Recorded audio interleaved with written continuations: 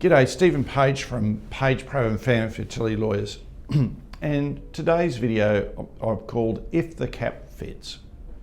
It's a play on words, but it's about caps or limits on the number of women or families that donor sperm or donor eggs can be provided to, or for that matter, I suppose, donor embryos. But really the cap is worked around donor sperm simply because, well, it's easier to produce than it is for donor eggs. But the rule applies to all. And we don't have a national rule in Australia. We just don't. And we're about to see change happen in this space. So what I'm going to do is I'm going to go clockwise around the country to explain each state or territory what the cap is there. So Queensland at the moment is under what's called the National Health and Medical Research Council Ethical Guidelines on the Use of Assisted Reproductive Technology in Clinical Practice and Research 2017 updated 2023, which in effect act as licensing requirements. And the cap is a reasonable number of families. What does that mean? Well, it's been interpreted as being 10 women. And 10 women was seen, if you had a lesbian couple, that each would be assigned as a different number, and with anti-discrimination legislation and the impact on them, that in reality they've been treated now as one family. So if you had a lesbian couple who want to have a child each, that each gives birth to a child, and want to have the same donor, they will be treated under the cap as one rather than as two. Queensland is changing, and it's changing because there's going to be a cap under the Assisted Reproductive Technology Bill, which has been introduced to the Queensland Parliament, and I anticipate will be enacted by October. And it will be 10. Now, the way that that's been interpreted by the industry has been, well, in reality 9, because we allow the donor to have a family of their own.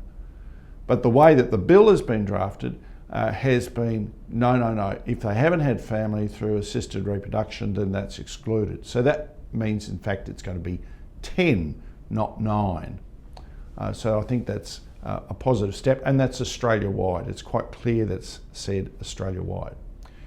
New South Wales is 5, and 5 in fact means 4, because in practical reality the donor's family is excluded. So therefore we look at 4, although both women are under the cap. The ACT, with the enactment of the Assisted Reproductive Technology Act 2024, and this part has not yet commenced. It'll commence sometime between now and March. It will be 5 within the ACT and 10 Australia-wide. And you can understand why those numbers are different, because the ACT is tiny. If you get inside the centre of Canberra and you drive 20 minutes that way, you're in New South Wales. And we're talking about a population of 400,000. So therefore, having a cap of 5 within the ACT is very sensible. And what they've done is, well, they accord with reality that it's 10 nationwide, and that's consistent with the general view that's been held since 2011. In Queensland, it must be said that some were advocating for a view of 5, but the Queensland government took the view, well, if we make it so low, then there just won't be the availability. And then what will happen? The reality is that intended parents who've got money will go overseas, and those who don't won't. Or they'll go through known donation, and we know that that's can be much riskier, because we have seen known donors produce, in one case, 20 children in a year. So any cap for some of these known donors is just fanciful. So it's better to have a cap than an artificially low cap. Victoria is 10, and in reality that's in effect 9, because the donor's own family is excluded. but both women are under the cap. And that's under its Assisted Reproductive Treatment Act. In Tasmania, it's the NHMRC rules that are currently the state in Queensland, which I described before. South Australia is the same as Tasmania, it's the NHMRC rules.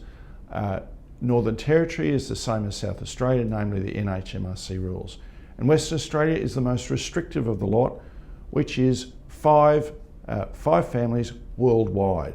And that 5 excludes that 5 includes the donor's family, so it means in effect 4 families worldwide. And so what we've seen historically will continue, which is that women in Western Australia who cannot access sperm there travel interstate, including to Queensland, to be able to access donor sperm. So those are the rules nationwide. As you can tell, they're different and they're changing. Thank you, Stephen Page, Page Provan Family and Fertility Lawyers.